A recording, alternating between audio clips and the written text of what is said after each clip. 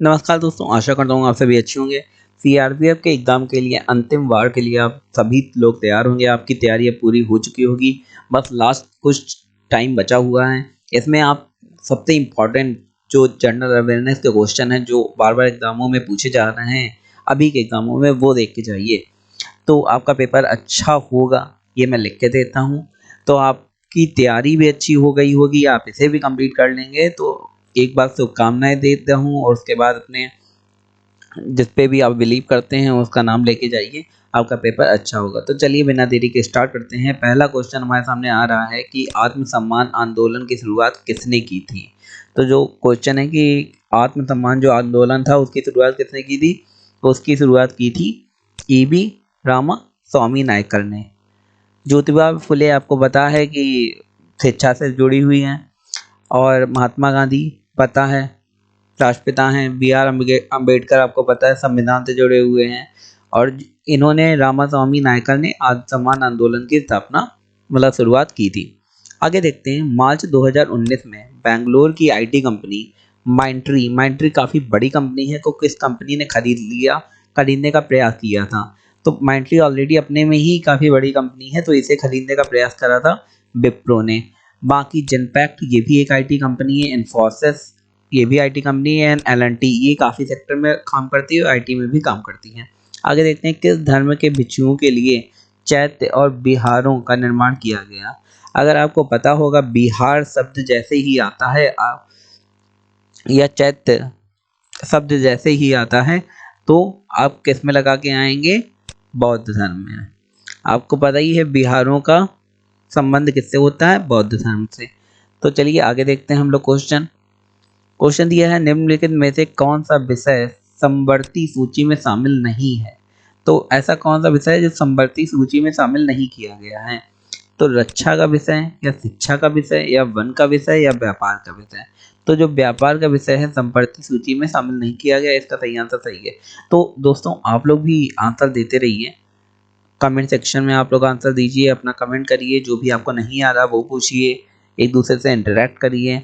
आगे देखते हैं मिसाइल मैन ऑफ इंडिया के रूप में किसे जाना जाता है? Missile man of the India के रूप में आपको सबको पता है कि डॉक्टर एपीजे अब्दुल कलाम को जाना जाता है। इन्हीं ने यहाँ पे परमाणु मिसाइल का बनाई थी। आगे राजेंद्र प्रसाद आप सभी को जानते हैं, डॉक्टर एस राधाकृष्णन। आगे होमी भाभा ये भी एक साइंटिस्ट थे, आप सभी जानते हैं। लेकिन मिसाइल मैन के नाम से किसे जानते हैं? Doctor APJ Abdul Kalam. आगे देखते हैं जिन पौधों के पृथक बनावट रूप नहीं होते उन्हें क्या कहा जाता है?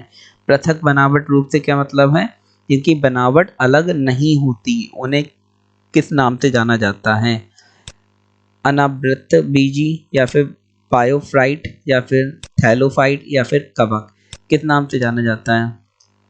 तो इन्हें अनावृत बीजी या फिर जिम्नोस्पर्म नाम से जाना जाता है। तो दोस्तों आई होप आपको ये वाले क्वेश्चन समझ में आ रहे होंगे। आगे क्वेश्चन देखते हैं। छत्रक शिला किस प्रकार के प्राकृतिक भूगोल संबंधी क्षेत्र में पाई जाती है? तो जो छत्रक शिला है वो मरुस्थल क्षेत्र में पाई जाती है। आगे देखते हैं भारतीय रिजर्व बैंक वाणिज्यिक बैंकों को किस दर पर ऋण देता है? सिंपल सी बात है, भारतीय रिजर्व बैंक है जो मेन बैंक है वो बाकी बैंकों को ऋण देता है और उसकी एक दर भी लगाता है। उस दर को क्या कहते हैं ये पूछा गया है। रेपो दर कहते हैं, जिसे रेपो रेट भी कहते हैं, या धन दर या फिर बैंक दर या फिर प्रतिवर्ती रेपो रेट। तो इसे कहा जाता है प्रतिवर्ती रेपो रेट। तो जो भारतीय रिजर्व बैंक वाणिज्यिक बैंक को किस दर पे ऋण देता है तो इसमें लगा के आएंगे आप प्रतिवर्ती रेपो दर। आगे देखते हैं भारत के किस शहर में भगवान ब्रह्म का एकमात्र मंदिर स्थित है? तो ऐसा कौन सा शहर है जहाँ पे भगवान ब्रह्मा का एकमात्र मंदिर है? वो है जयपुर। बाकी जगह ब्रह्मा का मंदिर नहीं है। आगे देखते हैं प्रो कबड्डी लीग 2018 किसने जीती थी? ये क्वेश्चन काफ़ी इंपॉर्टेंट है और काफ़ी बार एग्जाम में पूछा जा चुका है। तो ये बैंगलोर बुल्स ने जीती थी प्रो कबड्डी लीग 2018। आगे देखते हैं दोस्तों क्वेश्चन। कांग्रेस के किस अधिवेशन में असहयोग आंदोलन को अपनाया गया था? तो आपको पता है कि कांग्रेस ने जो अपने अधिवेशन किए थे उसी में इसी अधिवेशन में असहयोग आंदोलन को अपनाया गया था, तो वो अधिवेशन कौन सा है? तो वो अधिवेशन था नागपुर अधिवेशन 1920 का अधिवेशन था, जब उन्होंने असहयोग आंदोलन महात्मा गांधी ने जो स्टार्ट करा था उसे अपनाया था। आगे देखते हैं निम्नलिखित में से कौन सी पुस्तक ज्योतिबा फुले द्वारा लिखी गई थी। देखिए ज्योतिबा फुले ने लड़कियों की शिक्षा के लिए बहुत ज़्यादा योगदान दिया था। उन्होंने पुस्तकें भी लिखी हैं, वो एक समाज सेविका भी, और उसके अलावा उन्होंने देश के लिए काफ़ी काम करा है। तो उन्होंने लिखा था गुलामगिरी, ये ज्योतिबा फुले द्वारा लिखी गई पुस्तक है। भारत के किस क्षेत्र में शुष्क मृदा पाई जाती है? तो ऐसा कौन सा क्षेत्र है जहाँ शुष्क मृदा पाई जाती है? तो उस क्षेत्र का नाम है राजस्थान, जहाँ पे शुष्क मृदा पाई जाती है। आगे देखते हैं, क्वेश्चन दिया है हुंडरू जलप्रपात किस नदी पर स्थित है? जो हुंडरू जलप्रपात है वो किस नदी पे स्थित है, ये हमारा क्वेश्चन दिया गया है। तो वो आपका सुवर्ण रेखा नदी पर स्थित है। आगे देखते हैं, मार्क के नियम के अनुसार यदि अन्य वस्तुएं समान रहें तो किस वस्तु की मांग तथा उसकी कीमत में क्या संबंध आएगा? अब अगर मांग है किसी चीज की मांग का अगर कोई नियम है कि मांग माने क्या होता है, बाजार में किसी चीज की मांग बनी रहना। जैसे कभी कभी कहते हैं कि अभी इस टाइम इस फल की मांग है, इस सामान की मांग है। यदि अन्य वस्तुओं समान रहे, बाकी वस्तुओं के तरीका किसी आपके प्रोडक्ट की भी मांग समान रहे, तो किसी वस्तु की मांग तथा उसकी कीमत में क्या संबंध होता है? अब ये पूछा गया है वस्तु की जितनी मांग बढ़ेगी तो उसकी कीमत बढ़ेगी, या मांग घटेगी तो कीमत घटेगी, तो ये पूछा गया। तो इसमें नकारात्मक संबंध होता है। अब वो कैसे संबंध होता है नकारात्मक? अब मांग अगर घटेगी तो उसकी कीमत भी घटेगी, सिंपल सी बात है। आगे देखते हैं, इंदिरा साहनी और अन्य बनाम वीओआई मामला किस विषय से संबंधित है? तो ये भी एक क्वेश्चन काफी इंपॉर्टेंट है कि इंदिरा साहनी का मामला किससे संबंधित है? वो आरक्षण से संबंधित इनका मामला काफी टाइम से चल रहा है। आगे देखते हैं, क्वेश्चन किस त्योहार के दौरान खासी आदिवासी लोगों द्वारा नोग क्रीम नृत्य किया जाता है? तो ऐसा कौन सा त्योहार है जिसमें वो लोग नोग क्रीम नृत्य करते हैं? तो उस त्योहार का नाम है बंगाला। किस भारतीय अर्थशास्त्री को 15 मार्च 2019 को प्रतिष्ठित बोडले मेडल से सम्मानित किया गया? तो ये हैं अमर्त्य सेन। इनका नाम आपने काफ़ी सुना होगा, इन्हें काफ़ी सारे अवार्ड मिल चुके हैं, काफ़ी फेमस हैं ये अपनी फील्ड में।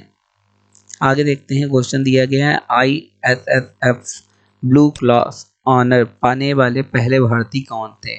तो ये पहले भारतीय कौन थे? वो थे अभिनव बिंद्रा। ये आपको पता है किससे हैं? ये धनुष बाण चलाने से, एरो से संबंधित हैं।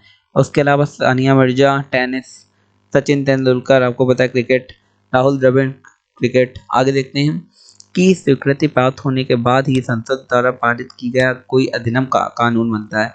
अब आपको पता है किसी की स्वीकृति लगती है कोई भी अधिनियम को कानून बनाने के लिए, तो किसकी स्वीकृति लगती है? वो है राष्ट्रपति, क्योंकि राष्ट्रपति का पद जो है वो सर्वोच्च होता है और इन्हीं की स्वीकृति के बाद कोई कानून मेन बनता है। कोई मतलब जो भी संसद में लाया जाता है, पारित किया जाता है अधिनियम, वो कानून बनता है। मानव शरीर में पाचन तंत्र का सबसे लंबा हिस्सा कौन सा है? हमारे शरीर में पाचन तंत्र का सबसे लंबा हिस्सा जो है, जो छोटी आंत है, जो आपने इस टाइप में देखा होगा, बहुत लंबी चलती चली जाती है, उसे वही पाचन तंत्र का सबसे लंबा हिस्सा है। आगे देखते हैं, भारत में स्टॉक मार्केट के विनिमय के लिए कौन सी केंद्रीय एजेंसी जिम्मेदार है? अच्छा, ये आप सभी को पता होगा कि स्टॉक मार्केट जो है उसके लिए कौन सी एजेंसी जिम्मेदार है, क्योंकि इसका नाम मीडिया में डेली आता रहता है, तो वो है सेबी।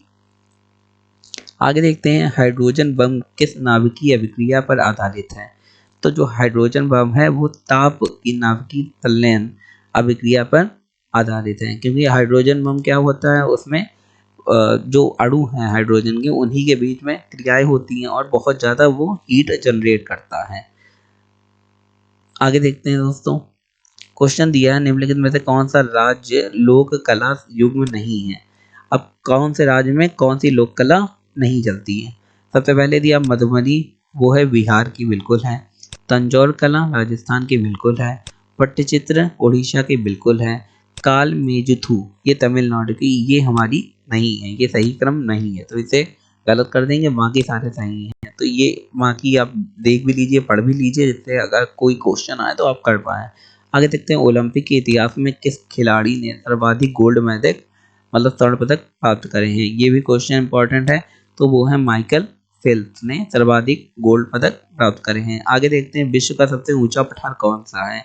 तो ये क्वेश्चन आप सभी को पता होगा कि विश्व का सबसे ऊंचा पठार जो है वो है तिब्बती पठार।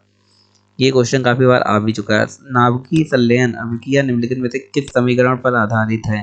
तो ये काफी फेमस समीकरण है, आइंस्टीन द्वारा दिया गया E=mc², जिससे नाभिकीय संलयन अभिक्रिया इसी पे आधारित है। निम्नलिखित में से कौन सा विकल्प भारत सरकार द्वारा जारी किए गए जाने वाले राजकोषीय बिल का एक प्रकार नहीं है।